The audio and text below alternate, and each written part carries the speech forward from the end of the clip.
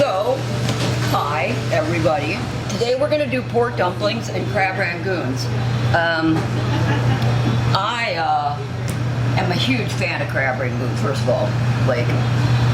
And you got to learn how to make them yourself because there's just never quite enough of them when you order them at the Chinese restaurant. What do you get, like 6 for like $8,000 or something? But mine are really good, so you should definitely try them sometime.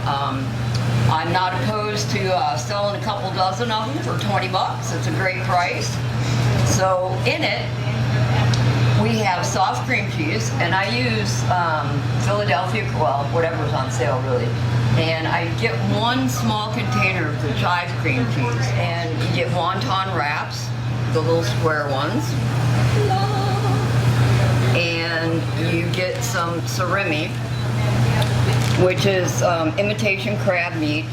You can get real lump crab, and I typically would, but it's really ungodly expensive right now, and I think 30 bucks for a little can of crab is pretty annoying. I put some lemon zest in there, some diced up green onions, some garlic, 1 teaspoon of soy sauce, 3/4 of a teaspoon of sugar, and 1 teaspoon of Worcestershire sauce, okay? So what you do is you're gonna get some on the spoon. I always get too much and then it squeezes out the end and then I'm sad because I make a mess. I put it on like a diagonal because that's how I fold it. There's a couple different ways you can fold it, I guess. If you want, you can fold all 4 corners, which is fun. But again, your crab stuffing falls out. So I just fold it in a triangle, just like that. And you're just gonna squeeze the edges together, just like so, okay? Make sure that they get a nice seal on them. And then you can just set them aside and you just keep going until you run out of this or this, whichever comes first, you know? I put it all in my magic bullet and I whip it, so it's like a mousse. So they're like really light and fluffy and they're really easy to eat. Super friendly if you have braces. I know, because somebody asked me, are they brace friendly? And I said, well, I would believe they are, yes. And she's like, they were. And I'm like, cool. So we'll do a pork dumpling and we'll show you how that is.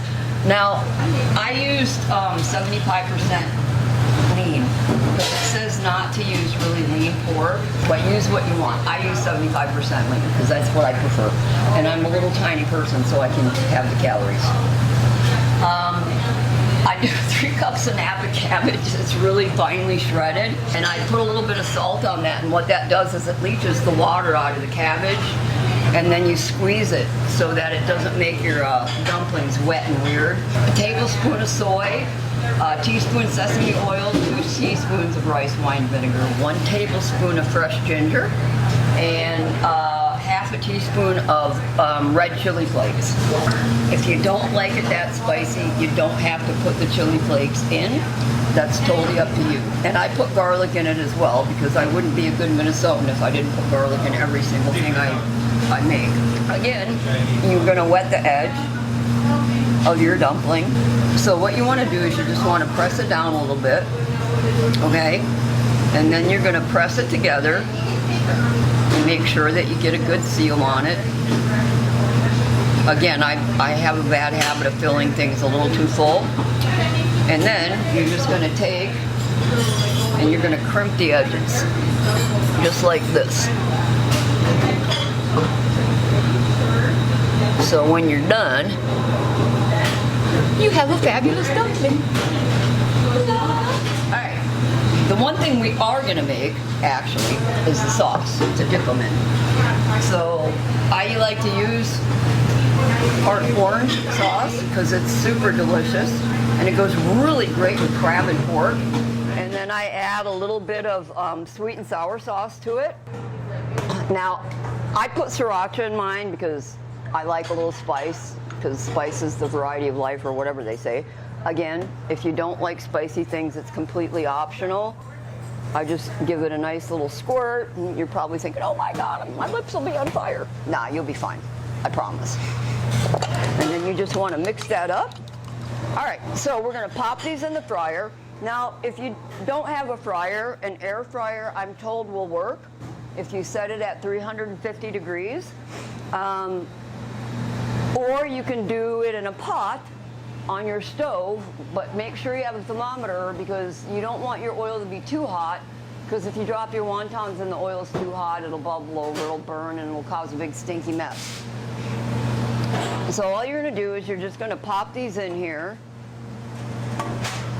and you're going to let them start frying, and what they'll do when they're done is they'll float. And you want to get them a nice little golden brown color, and you just want to take and flip them.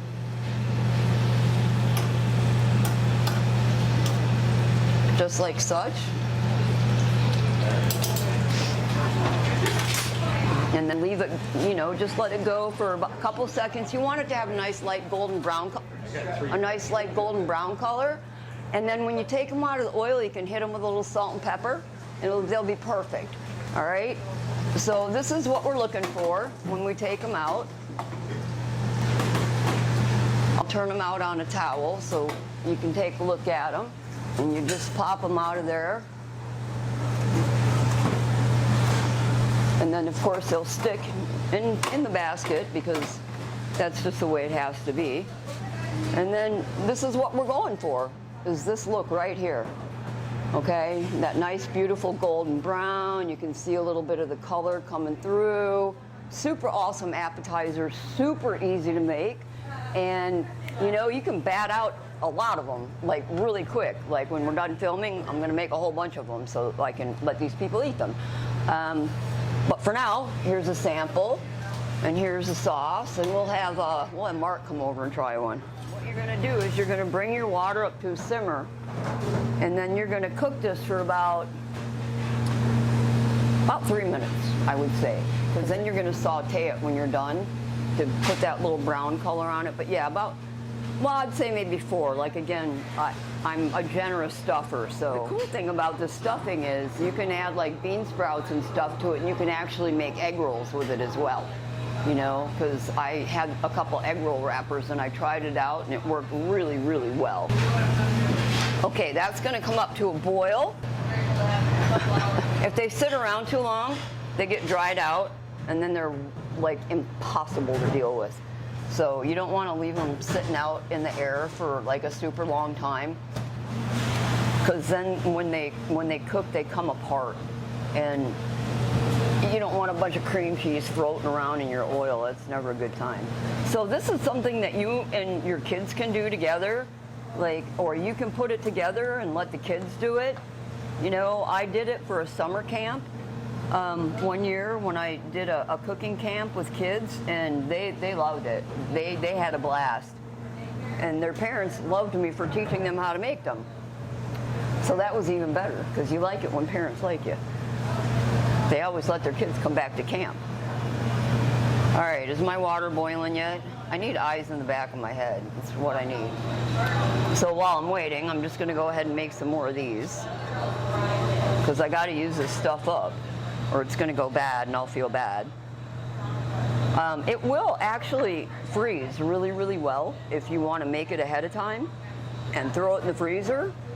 You can do that too, but make sure that it's really, really thawed when you go to make them, because if it's not, when you cook them, they'll separate and they'll turn all liquidy and weird, and you won't like it. Trust me, it's just not a good taste.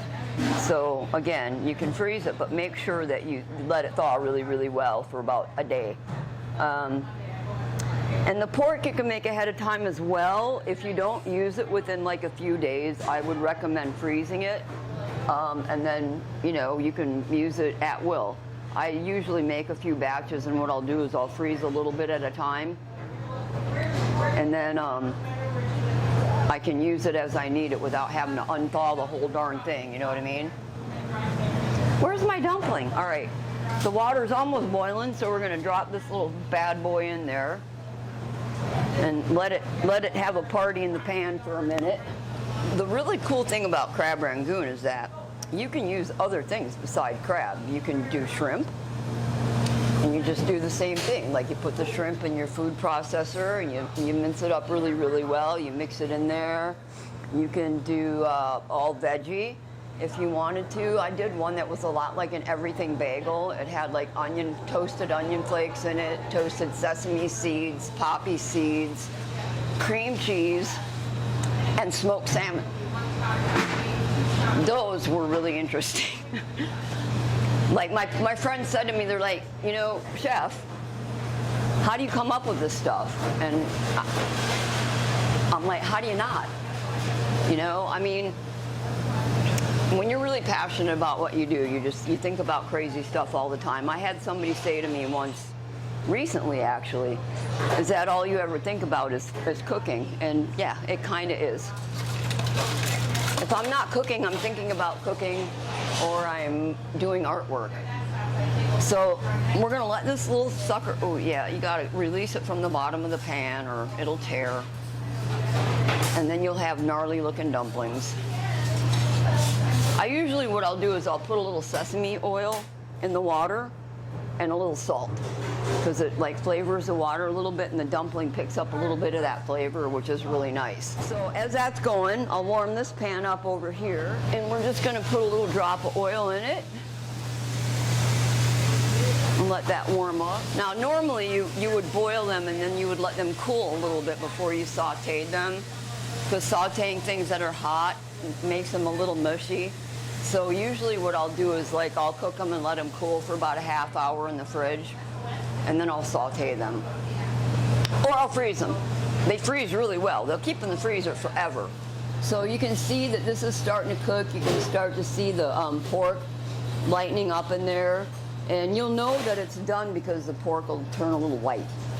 You know, like how a pork chop looks on the inside after you cook it. We'll pull it out for just a second, and we'll pat it dry. That way when I put it in the oil, it won't hiss at me and spit at me like my cat. See, and if your pan's nice and hot, you should hear it go sss. My pan wasn't hot enough, so it'll probably stick. And that's why you want to make sure that when you cook in your pans are super hot. Because if you put warm stuff in it and they're not hot, they'll stick. Like when I cook steaks, I always bring them up to room temperature before I cook them, because like it relaxes the meat. Like think about it. What does your body do when you're hot and you jump in a cold pool? You go, ah! You know, well when you throw cold meat in a hot pan, it does the same thing. It seizes and it doesn't release that juice back out again. So if you let your steak come up to room temperature before you throw it on the grill or in the pan, you'll see a marked difference. Pork chops too. Trust me, you'll thank me for that one on the pork chops, because pork chops tend to dry out sometimes, especially when you overcook them. I'm into brining right now. I do an apple cider brine with like sugar and thyme and onion. And I like brine chicken and pork chops in it, and so good. We'll do the barbecue bourbon chicken, and we'll do that in a couple weeks. I think you guys will appreciate that one. See, I still don't have the pan hot enough. It's a very heavy bottom pan though. Like my pans at home are very different. Don't stick. Oh, come on. Curse you. So much for no-stick pans. I don't really think they make anything like truly a no-stick pan. Kind of no-stick pan, maybe. Nobody can kill a saute pan quicker than a chef. Nobody. So when you're done, like, your prep is really easy. Get everything wrapped up. You can put it all back in the fridge until you want to make more. Or you can make them all right away and have a party. It just depends on what you're doing, you know? So we're gonna, this darn thing is gonna stick despite me. Hey now, I'm cheating. In the interest of time, I'm cheating. So this is what we're gonna go for. When we take those out, we want it I would normally saute them in a little butter and do like a little brown butter sauce with them, because that's always really good. But they should have some brown on them. I'm not going to show you the other side because it did stick and it's got a big hole in it and I don't want you to see it. But anyway, that's it. Dumplings and crab rangoon. I hope that you guys enjoyed it, and you can get the recipe on my Facebook page at Christy L. Bigler, and I will get them posted up there for you as soon as I can. Thank you, Darcy, for hanging out with me today. Until next time, guys.